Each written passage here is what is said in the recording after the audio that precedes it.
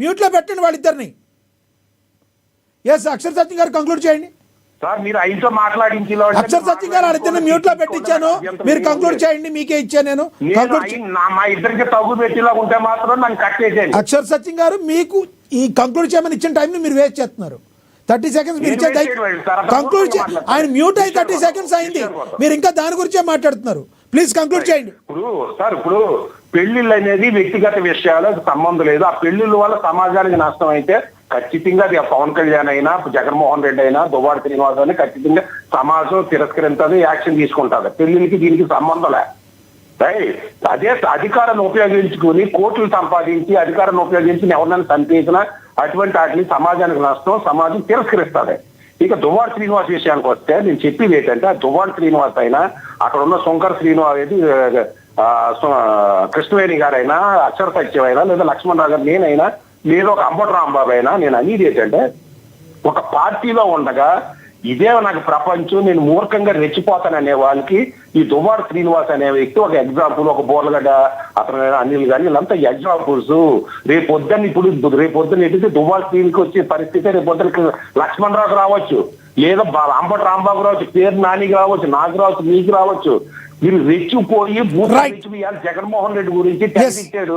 ఇవాళ దువ్వాడ శ్రీనివాస్ పరిస్థితి ఏంటంటే వైసీపీ మనకు సంబంధం లేదు, మా పార్టీలో వచ్చిన నష్టం లేదన్నాడు. అదే పార్టీ కానీ బూతులు తిట్టేసింది. పవన్ కళ్యాణ్ చెల్లెల్ని ఆన్ని ఈయన్ని తిట్టింది. నేను రెచ్చిపోయే మూర్ఖ నాయకులు చెప్తున్నా. ఓకే అక్షర్ సత్యం గారు మీరు అన్నది అర్థమైంది. ఒక పార్టీలో ఉండి వేరే వాళ్ళని మేము ఈ విధంగా మాట్లాడితే ఎలాంటి సంకోచాలు లేకుండా అడ్డదిడ్డంగా మాట్లాడిన వాళ్ళు వేరే పార్టీలోకి వెళ్ళడానికి అవకాశం ఉండదని మీరు చెప్తున్నారు. మీ యొక్క సార్ అవును కరెక్ట్ గా. ఇప్పుడు మీరు రెచ్చిపోయి స్పోర్ట్స్ మ్యాన్ కింద ఉండి ఎవడైనా రెచ్చిపోయి ఆడేదవా ఈడేదవా అంటే రేపు పొద్దున్న నీ పార్టీని నేను తీసేదా, దువ్వాడ శ్రీనివాస్ సస్పెండ్ చేసినట్టు లక్ష్మణరావు సస్పెండ్ చేయదా, లేదా నన్ను సస్పెండ్ చేయదా, అప్పుడు మీ పరిస్థితి ఏంటి రైట్ తెలుసుకోండి. అంటే రెచ్చిపోయి బూతులు తిట్టి ఆడేదవా ఈడేదవా అంటే నువ్వు ఎదవయ్యి రోడ్డు మీద అనుకుని అందరికీ చెప్తాను, నేను ఒక వ్యక్తి చెప్తలే. రేపు పొద్దున్న సమాజంలో మన పరిస్థితి ఉన్న పార్టీ మనం సస్పెండ్ చేసేస్తే మన పరిస్థితి అయితే తెలుసుకుని మాట్లాడితే సభ్యత సంస్కారం. సో ఏ పార్టీలో ఉన్నా మరొక పార్టీకి వెళ్ళేటట్టు బాలినేని శ్రీనివాస్ లాగా ఉండాలంటారు మీరు, అంతే కదా? ఖచ్చితంగానండి, అలాంటి వాళ్ళకి లైఫ్ ఉంటుంది. రైట్ అక్షర్ సత్యం గారు మీ అభిప్రాయం తెలియజేసినందుకు ఎస్ ధన్యవాదాలండి. మీ అభిప్రాయం తెలియజేసినందుకు. కృష్ణవేణి గారు కంక్లూడ్ చేయండి.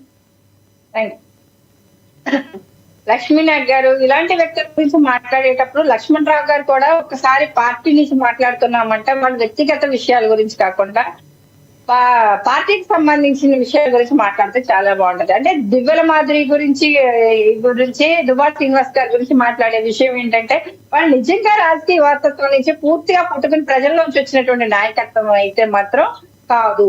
ఎందుకంటే దువ్వాడ వాణి గారి ఇంటి నుంచి ఒక అల్లుడుగా బయటకు వచ్చినటువంటి వ్యక్తి దువ్వాడ శ్రీనివాస్ గారు.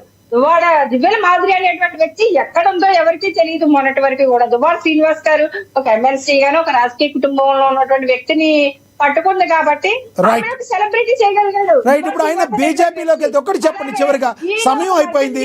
ఆయన బీజేపీలోకి వెళితే మీరు అందరూ కలిసి పనిచేయాల్సి వస్తే చేసే అవకాశం ఉందా?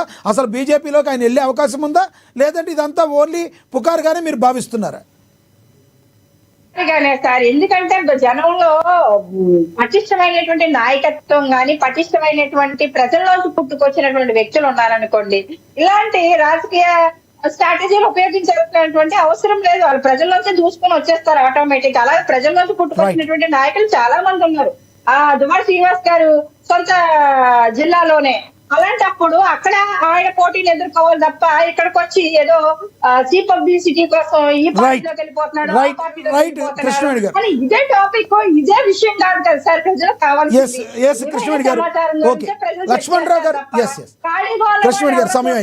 దువ్వాడ మాదిరి దివ్యల మాదిరి గురించి దువ్వాడ శ్రీనివాస్ గారి గురించి వాళ్ళు ఏం చేస్తున్నారని వాళ్ళ జీవితంలో చూడాల్సినంత అవసరం గానీ అంత ఖాళీ గానీ ఎవరికి లేదు. రైట్ లక్ష్మణరావు గారు చెప్పండి, 1 minute ప్లీజ్ చెప్పండి.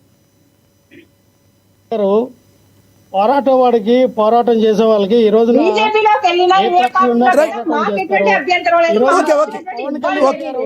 ఇదే నరేంద్ర మోడీ గారిని ఎన్ని తిట్టారు, బీజేపీతో పొత్తు పెట్టుకోవాలా? ఇదే చంద్రబాబు నాయుడు గారు నరేంద్ర మోడీ గారిని ఎన్ని తిట్టారు మనం చూసాం కదా, పొత్తు పెట్టుకోవాలా? రాజకీయాల్లో సహజం ఏది వ్యక్తిగతంగా ఉండదు, మాట్లాడుకుంటాం. అవన్నీ రాజకీయాల్లో శాశ్వత శత్రువులు శాశ్వత మిత్రులు ఉండరని మీరు కూడా